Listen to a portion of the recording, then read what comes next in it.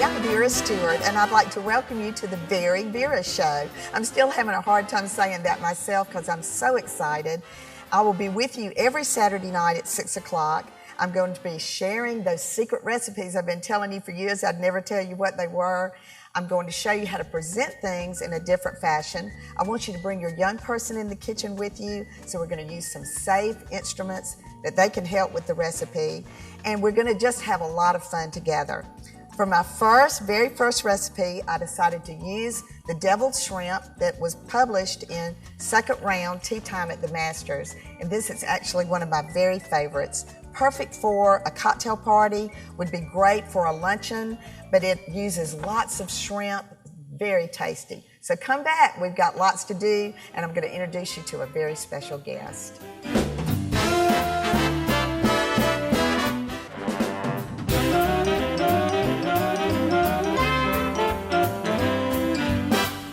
Welcome back. I'm so excited again to be here and just want to say welcome. The VeryVera Show hopefully will become part of your routine every Saturday night at 6 o'clock.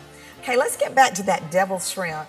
And this is one of my favorite recipes that we did for a tea time, second round at the Masters. It was awesome. But you know, many people ask me all the time, how in the world did you get into this? And where have you come through these years? And actually, the business was started in 1984 in my home kitchen.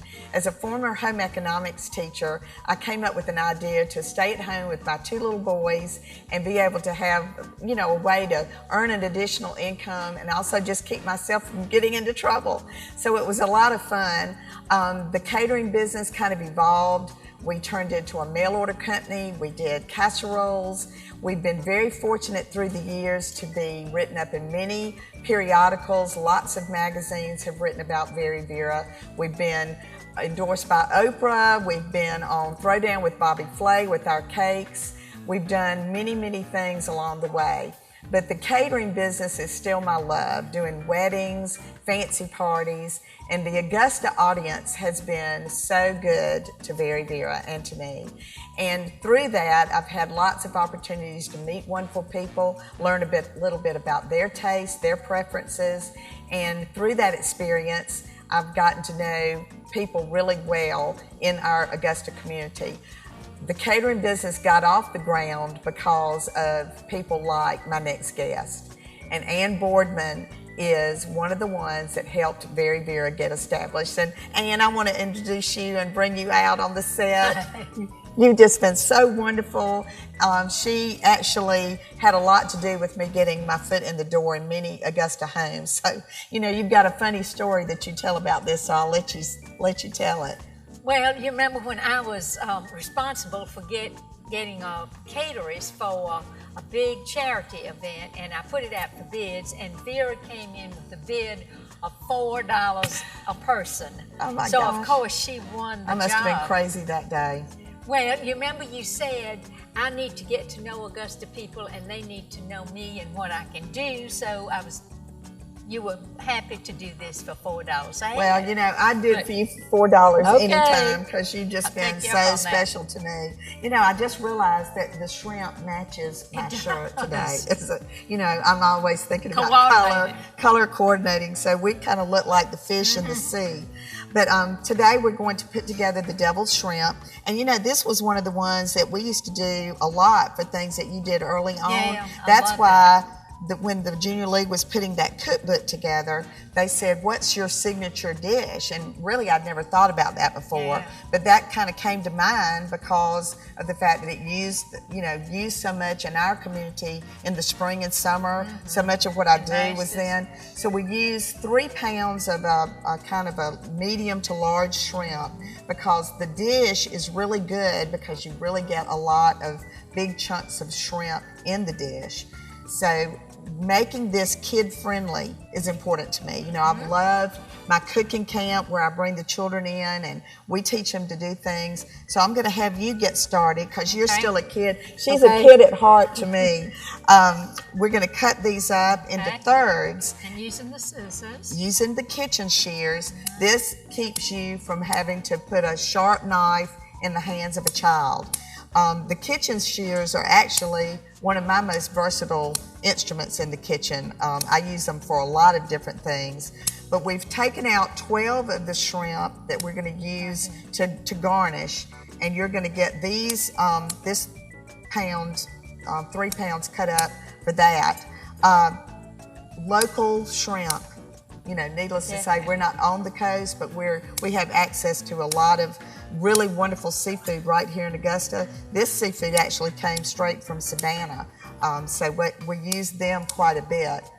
The recipe calls for cream cheese, and this is one of the most important parts to me about a recipe, is that if you decide you're going to make something, read it from start to finish and see if there's an aspect of it that you need to pay attention to, like let the cream cheese come to room temperature. So I'm letting that sit out. While it's getting soft, Anne's going to finish the shrimp. We're going to come back, we're going to mix it all up. We're going to have something really delicious in just a few minutes.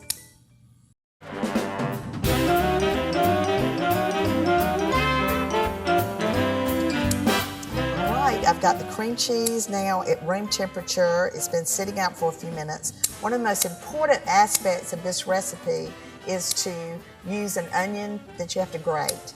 And there's nothing worse than crying over the deviled shrimp. So if you'll keep that in the refrigerator, it makes that opportunity. So I'm going to walk over to the fridge and get that onion out.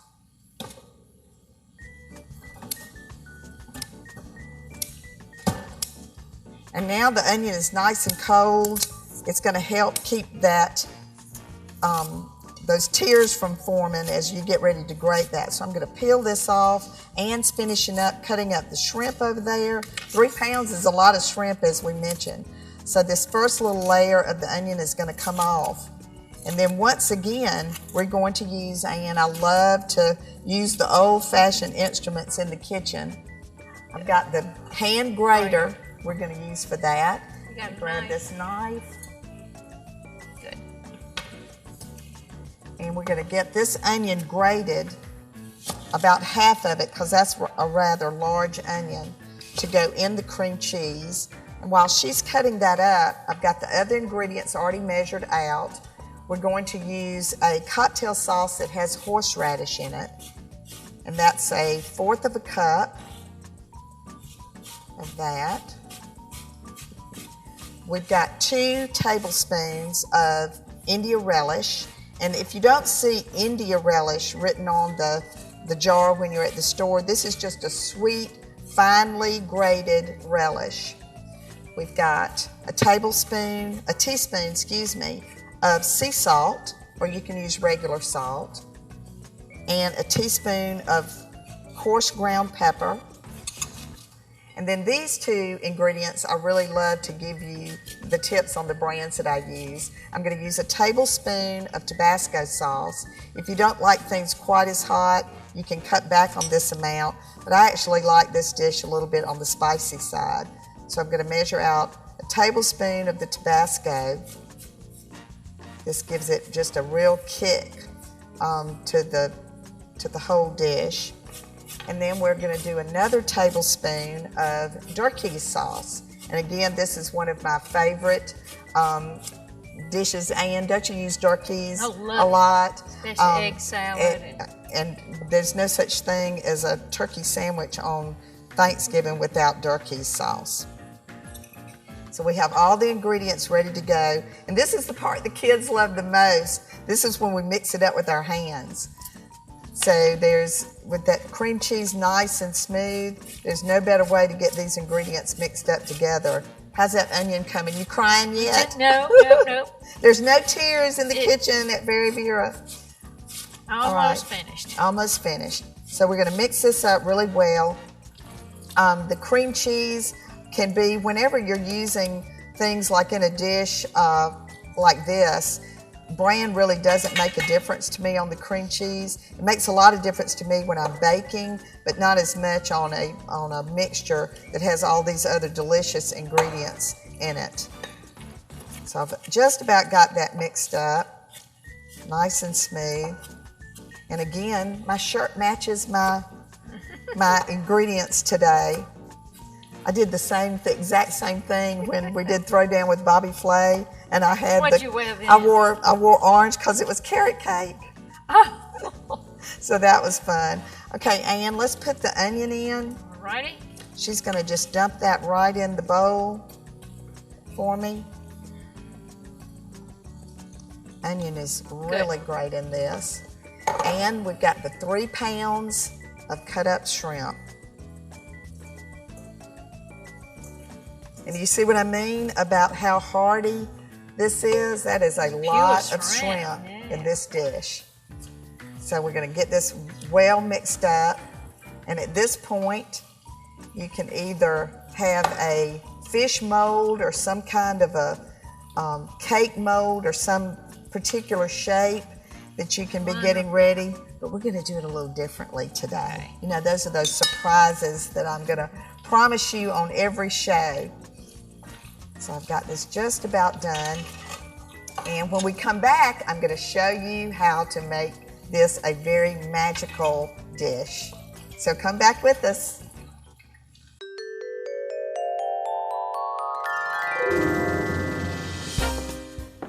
Every week on the VeryVera show, we're going to offer an etiquette tip. And I want to start on our first show with my favorite and strongest attribute, and it's right here. As I came up to the camera today, the first thing you saw was my smile. It's something that I've been noted for the whole 28 years that I've been in business. You can count on seeing the VeryVera smile. As a young person, I didn't use it to my advantage because I was probably embarrassed that my teeth were so big.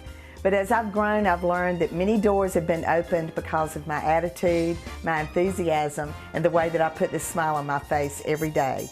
So as we go through these etiquette tips, I want you to always remember, the best place to start is by putting your best foot forward, keeping a straight eye on what's ahead, and always wearing a big, happy smile.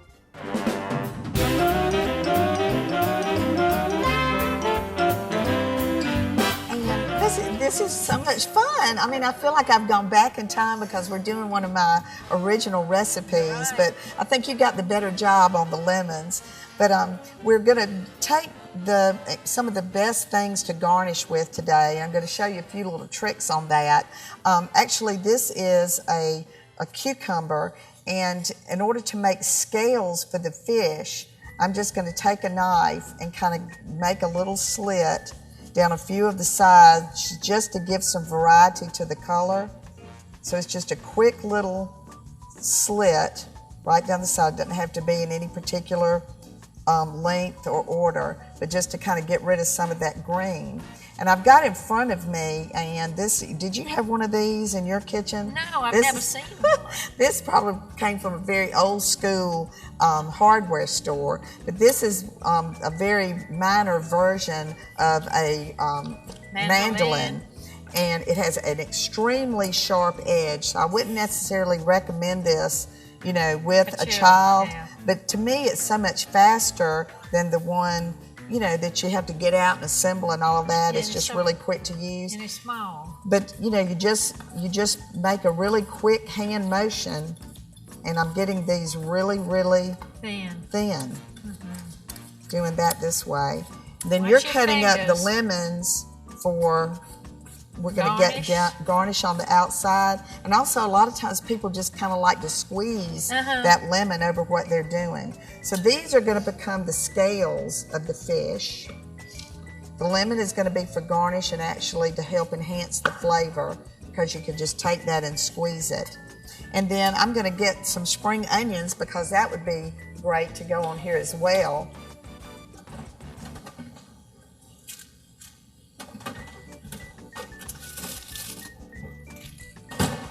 And this makes a great fish tail. So we're going to take, and you know, you use everything. So what we don't use for the fish, we'll use in another way or in another dish. But I'm actually just using the greens on this. So I'm going to cut away the greens. And I'm just making thin little strips. And this is going to become this part of the fish tail that we're going to do. So really thin strips. And this knife doesn't necessarily have to be sharp. You know, I start the campers at 8, so I would definitely think a 10-year-old you know, could do this part. So some of them will be longer, which will be the little side pieces. And you know, my husband and I go fishing. When I can get a day off, I'm in Beaufort fishing. So it's kind of fun to be creating, you know, a fish dish for the first dish as well. So do you bring back home many fish? we do bring those fish home to eat. Yes, fish. we do. We release a lot, but we eat some of them too. All right, so we're gonna get that fish mold together. So come back with us in just a minute. We're going to be putting the fish, we're gonna mold the fish. We're gonna use the cucumbers for the scales, the green onion for the tail and the fins. And don't forget the olive. The olive for the eye, absolutely. Thanks for remembering that. We're gonna take an olive to make an eye. So come back right with us, we'll put it together.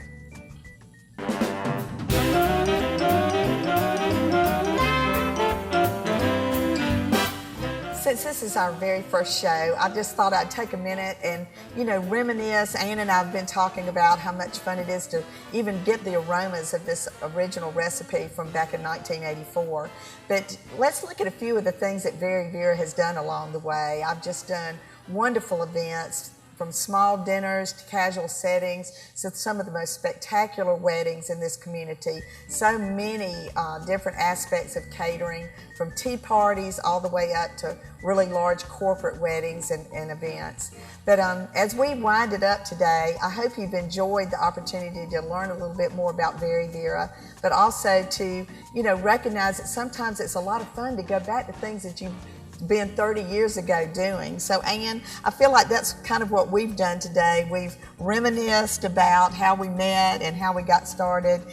We've pulled out a recipe from the early 80s, back when I was doing Things for You. So we're going to take that mixture that we concocted, and as I said, years ago we used to spray the fish mold and get it ready to go. But today I wanted to show how you don't necessarily need to do that. We're going to actually make the mold. So I'm going to pour this out right on to a cutting board and get it all out and onto the board. And this is one of those opportunities where, I mean, I'm known to pull most anything out of the house. I think I've taken Oriental rugs to events before, but I've just pulled one of my favorite cutting boards out of the kitchen. And we're going to start, the fish that we had shown you at the beginning was basically started by just putting together and just starting to make it into the shape of the fish. I'm going to square it up a little bit with the spatula. So as you can see, we've kind of pointed on one end. And Ann, why don't you grab an olive, and let's kind of get working on the eye right there. You want me to cut it in half? We're going to cut it in half.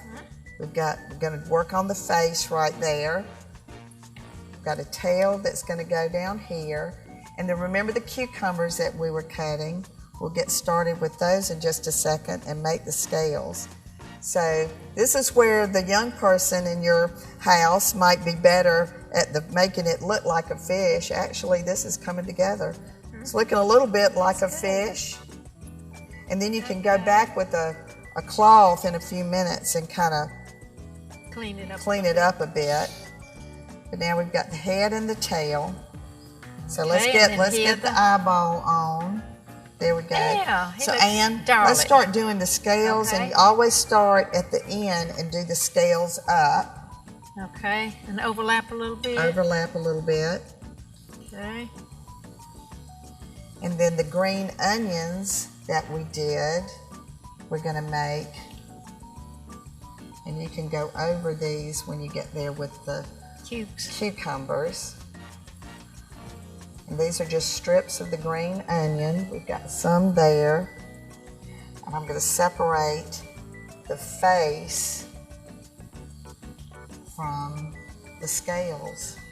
Another really cool thing to do with these cucumbers, if you use that slicer that I was showing you, if you make layers and salt them down, put them in the refrigerator overnight, and then the next day squeeze them out really tightly, the salt makes them crispy.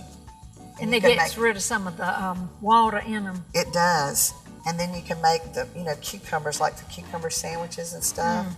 Let me cut that just a little bit more. Well, that's looking great. Okay.